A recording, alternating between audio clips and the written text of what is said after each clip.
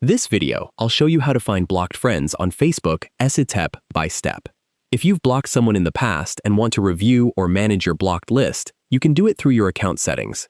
To get started, open the Facebook app and sign in to your account.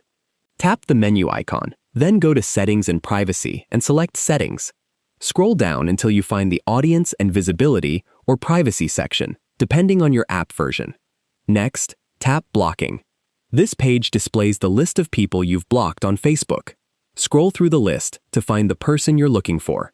If you want to unblock someone, tap Unblock next to their name and confirm your choice when prompted. Keep in mind that unblocking someone does not automatically restore your friendship. If you want to reconnect, you'll need to send them a new friend request after the unblock is complete.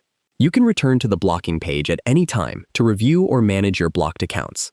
Regularly checking this list can help you keep your privacy settings organized and ensure only the people you choose are blocked. If you found this video helpful, please like the video and subscribe to the channel for more easy app tutorials. Thanks for watching.